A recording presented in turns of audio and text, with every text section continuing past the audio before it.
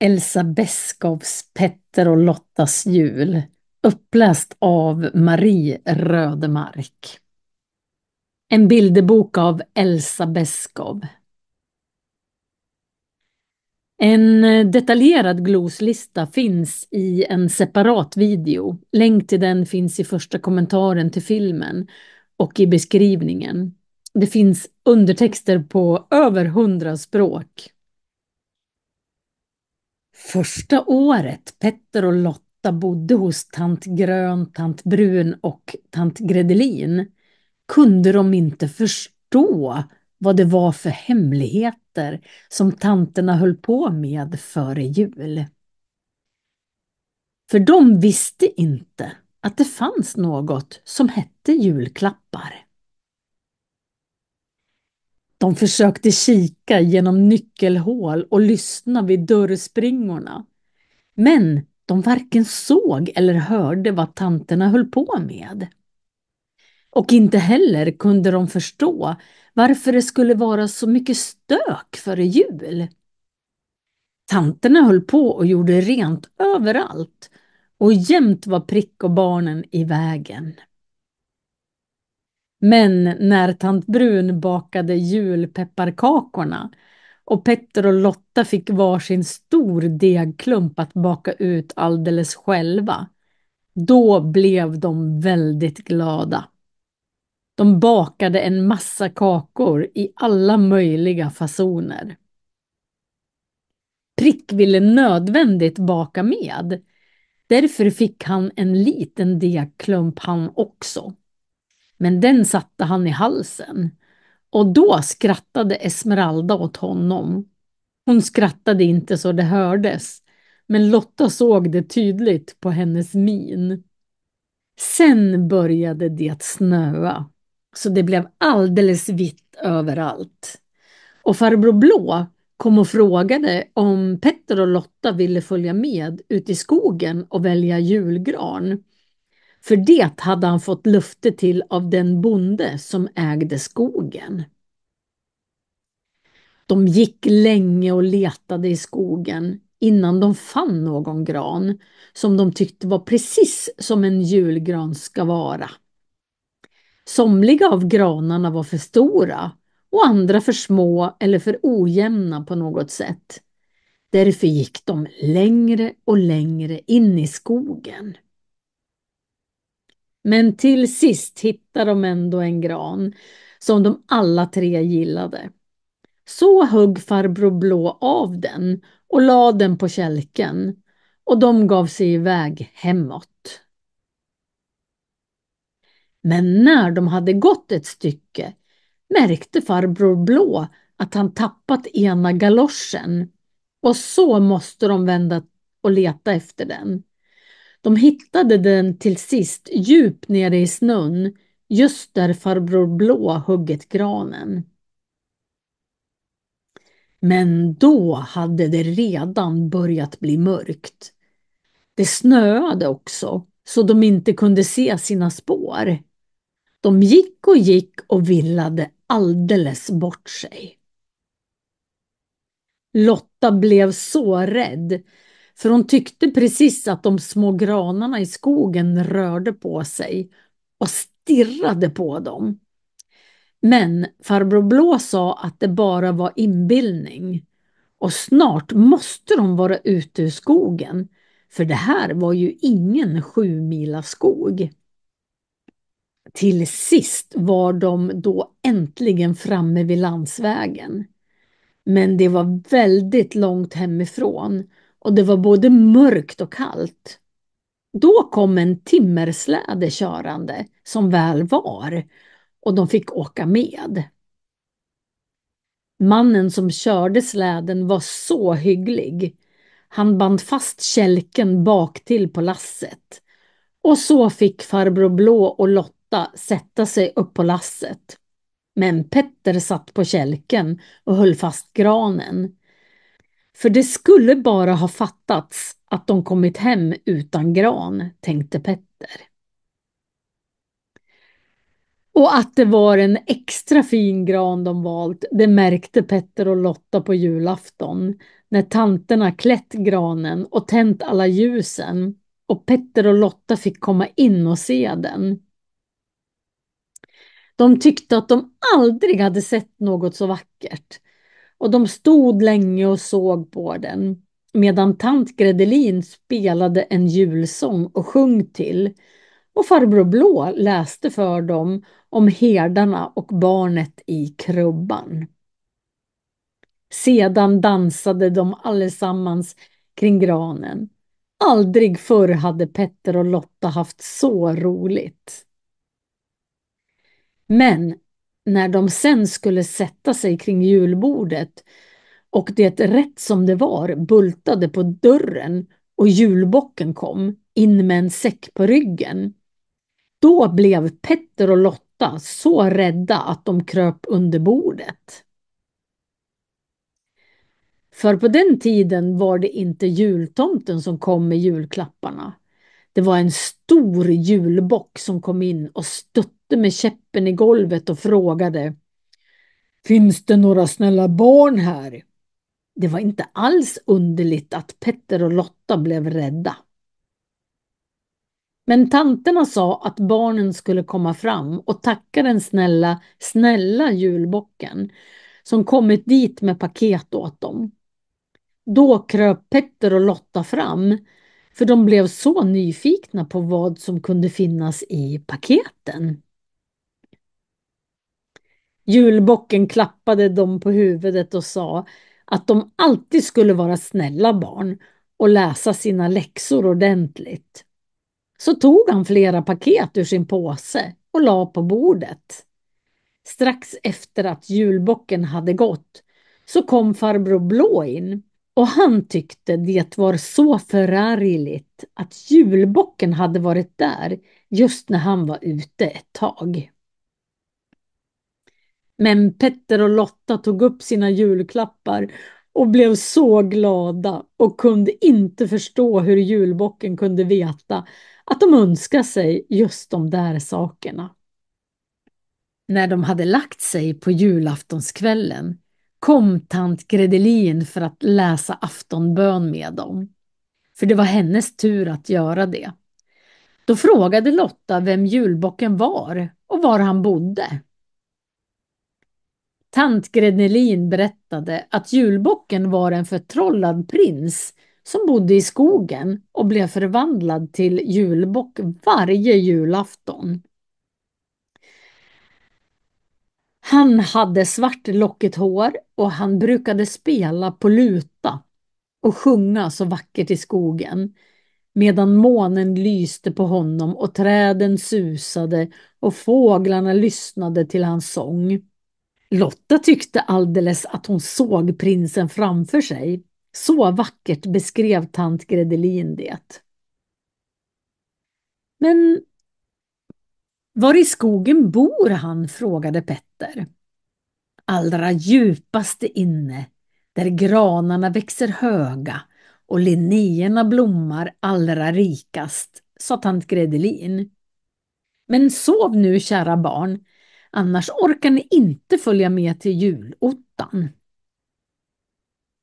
Så gick tant Gredelin, men Petter och Lotta låg länge och pratade om julbocken och Petter sa att han visste precis var julbocken bodde. Det måste vara i Skogstorpsskogen, för där fanns det alldeles tjockt med linneor på marken. Det hade Petter själv sett. De kom överens om att de skulle söka rätt på den förtrollade prinsen och be honom ta med sig några julklappar från Petter och Lotta till tanterna nästa jul. Sen somnade de efter den roligaste julafton de någonsin haft. Efter jul fortsatte Petter och Lotta att prata med varandra om julbocken. De ritade varsin tavla av honom och satte upp på väggen i sitt rum för att de inte skulle glömma bort att gå och söka upp honom när snön hade smält i skogen. Petter ritade rutiga byxor på honom För han hade sett när han låg under bordet att julbocken hade precis likadana byxor som farbror Blå. Lotta ritade förstås den förtrollade prinsen som sjöng i skogen.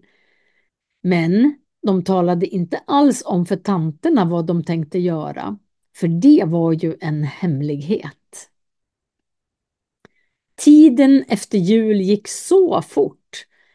Rätt som det var blev det vår och Petter och Lotta fick följa med tant Grön ut i skogen och plocka blåsippor och säljkvistar.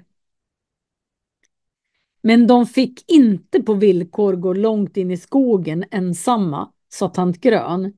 Likadant var det när de gick med tant Gredelin och plockade smultron eller när de gick allesammans på blåbärsplockning. Tanterna vågade inte alls låta barnen gå på egen hand i skogen sedan de gått vilse den där gången i julas med farbror Blå. Därför gick sommaren och linneorna blommade och vissnade igen utan att barnen kommit åt att söka upp den förtrollade prinsen. Tanterna och farbror Blå brukade köpa mjölk från en liten gård som hette Skogstorp, som låg i utkanten av den stora skogen. Den unga bondhustrun kom vanligtvis själv körande med mjölken. Ibland hade hon sina små tvillingar med sig och de satt fastsurrade i källan för att inte trilla av.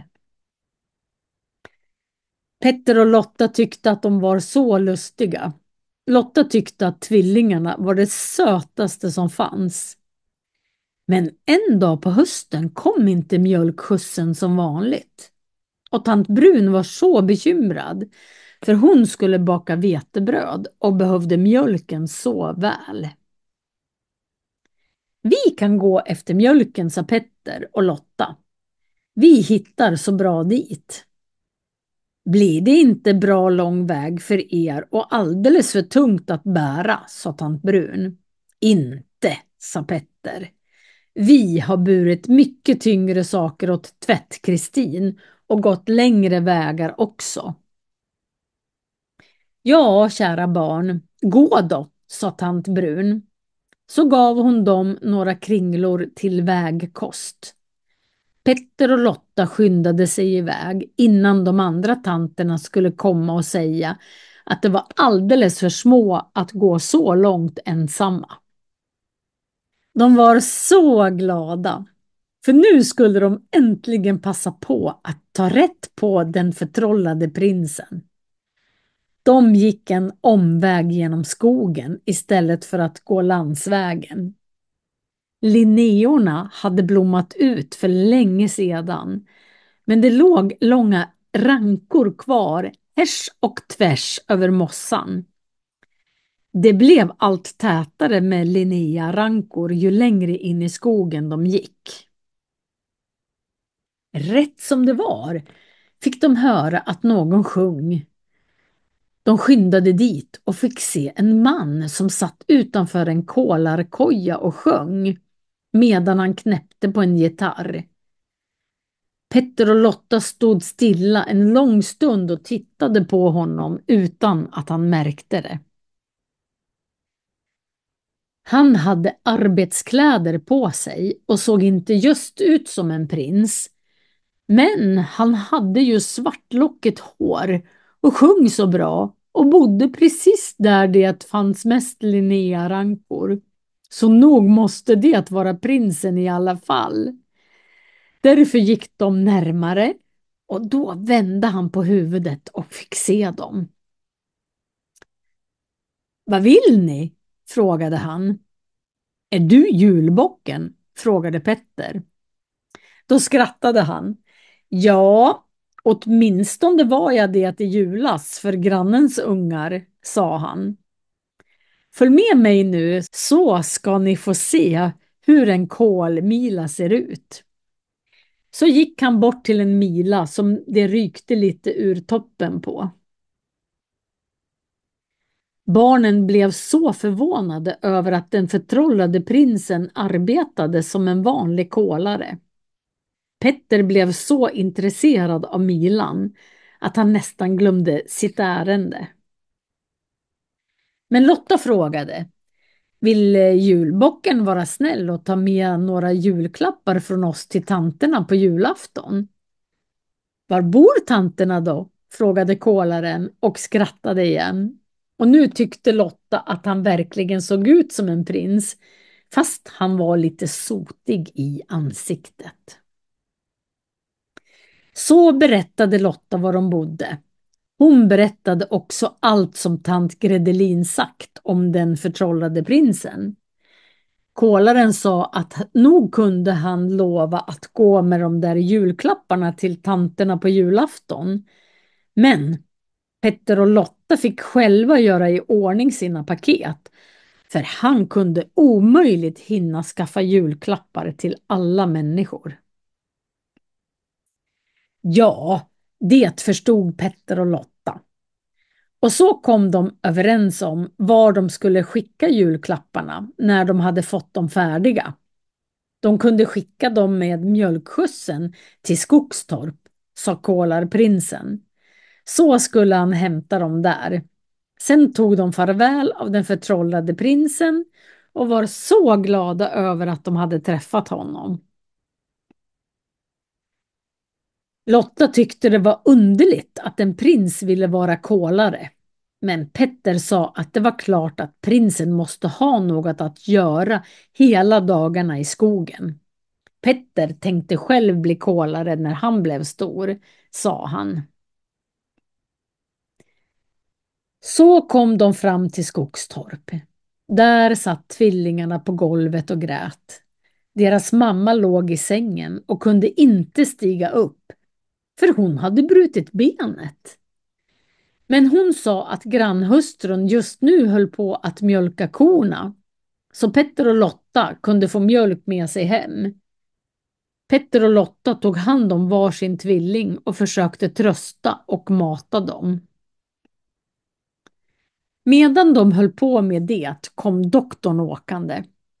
Han spjälade mammans ben och sa att hon inte på villkor fick stiga upp ur sängen. Då sa hon att hon rakt inte visste hur hon skulle bära sig åt med tvillingarna, för hennes man var borta på skogsarbete och hos grannen kunde de inte vara, för där hade barnen kikhosta. Då sa Petter och Lotta att de kunde ta tvillingarna hem till tanterna. Och doktorn sa: det blir utmärkt, ni får åka med mig. Petter och Lotta fick flaskorna fyllda med mjölk. Grannhustrun lovade att hennes pojke skulle köra mjölk till tanterna var dag, medan tvillingarnas mamma låg sjuk. Så hjälpte hon dem att sätta på tvillingarna alla kläder de hade, så att de inte skulle frysa. Mamman bad att de för all del skulle binda tvillingarna så att de inte trillade av, och sen åkte de. Tanterna blev så förskräckta när barnen kom hem med tvillingarna. Men doktorn sa att det här skulle säkert gå utmärkt. Det skulle bli så nyttigt för Petter och Lotta att ha något att passa på, sa han. När doktorn sa att det skulle gå bra så trodde tanterna det också, för de trodde på allt som doktorn sa. Och så gick doktorn.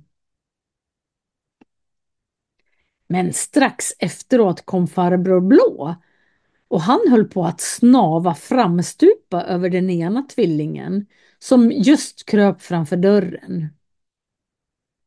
I samma ögonblick drog den andra tvillingen ner en duk så att en blomvas gick i kras och båda satte i att gallskrika. Men som väl var gjorde ingen illa sig. När det blivit lite lugnare berättade tanterna för farbror Blå hur allt hängde ihop. Han sa att han skulle gå till snickaren och be honom spika ihop 4 grindar till en hage åt tvillingarna att vara i. Så tog de reda på 2 klädkorgar till sängar och tvillingarna. Och Lotta bad så bevekande att sängarna skulle få stå bredvid hennes säng. Och det fick de. Nu började en rätt besvärlig tid för Petter och Lotta. För tvillingarna var mycket företagsamma och man visste aldrig vad de kunde finna på. Ibland kröp de och ibland gick de och de drog ner allt de kunde komma åt. När snickaren kom med den där hagen blev det lite lättare till en början. Då lekte de att tvillingarna var björnungar i bur och de matade dem med godsaker som de stack in mellan spjälorna på grindarna. De satte också ner Prick och Esmeralda i buren och lekte att Prick var lejon och Esmeralda tiger. Men Prick och Esmeralda ville inte alls stanna i hagen. Tvillingarna ville inte stanna i den de heller. När Petters och Lottas godsaker hade tagit slut. Det blev ett sådant skrikande att tanterna blev alldeles förfärade. Då gick Petter och Lotta ut med tvillingarna på gatan och höll dem i ett par tömmar. Genast kom det fullt av andra barn och ville hjälpa till att köra tvillingarna och ta hand om dem. Det tyckte Petter var bra, så han gick alltid ut på gatan med tvillingarna när det var hans tur att passa dem. Det roligaste var förstås att bada dem i en balja i köket. Då skrattade de och plaskade och rullade om varandra. Till och med farbror Blå tyckte att det var roligt att se på. Men rätt som det var kom tvillingarnas mamma en dag och hämtade dem, för hon var alldeles frisk i sitt ben. Hon tackade tanterna och Petter och Lotta så många gånger för att de varit så snälla mot hennes tvillingar. Lotta tyckte att det blev så tomt efter tvillingarna, men Petter sa att det var då väl att de for hem, så att Petter och Lotta äntligen fick tid att göra julklappar. Lotta hade inte svårt att hitta på julklappar, för hon kunde både sy och virka. Och så fick hon hur många granna tyglappar och garnrester som helst av tanterna. Då var det knepigare för Petter, för han hade inte brytt sig om att lära sig sy, så han måste tälja sina julklappar med kniv, och träet sprack gång på gång för honom. Till slut lyckades han ändå göra 3 riktigt bra saker till tanterna. Här kan du se de julklappar han och Lotta gjorde. Gissa nu vilka som ska ha vilka.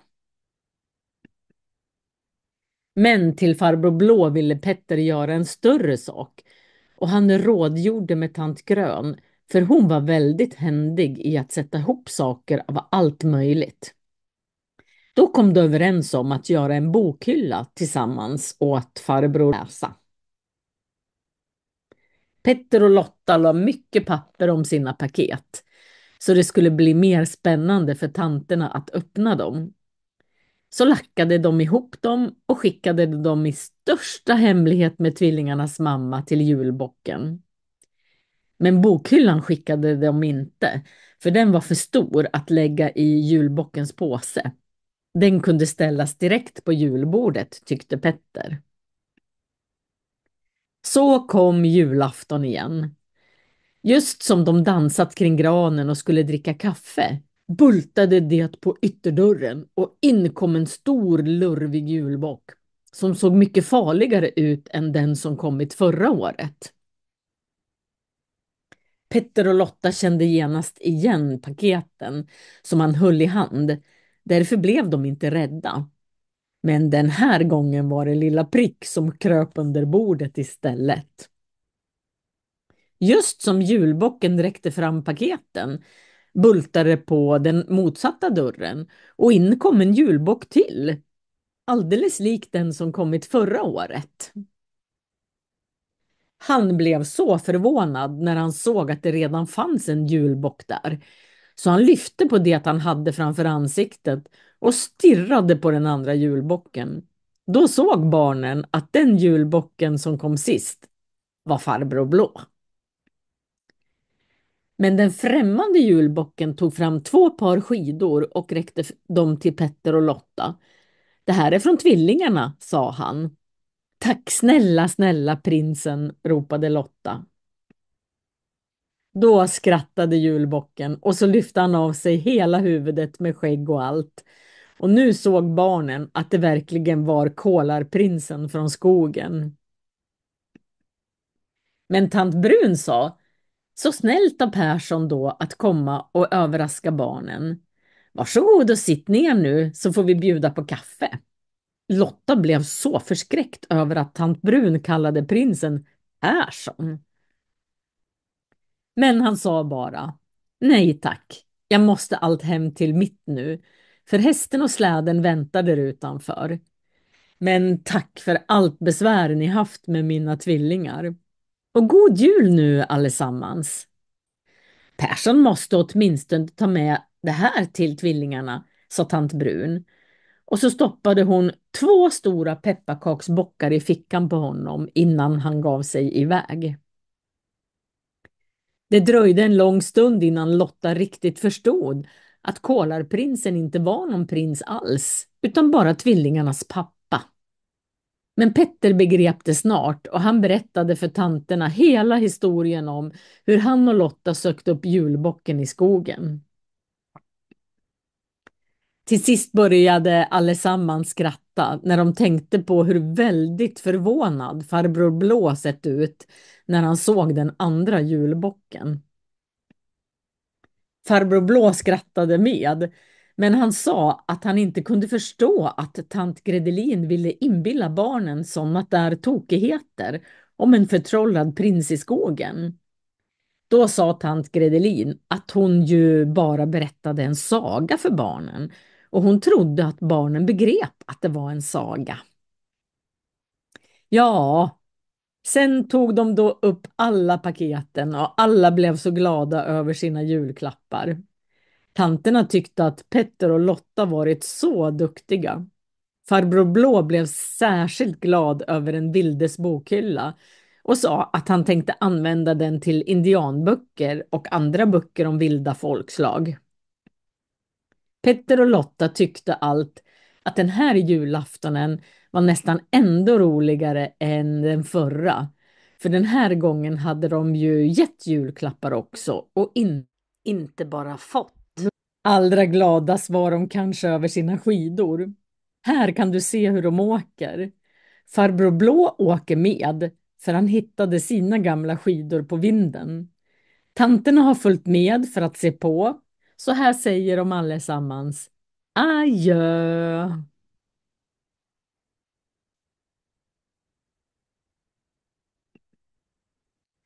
Och nu är sagan slut.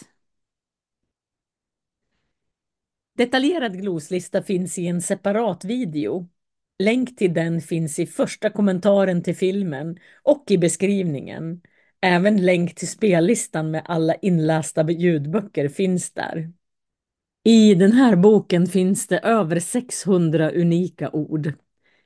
Lyssna mycket på böcker och läs mycket böcker. Då får ni ett varierat och detaljrikt vokabulär.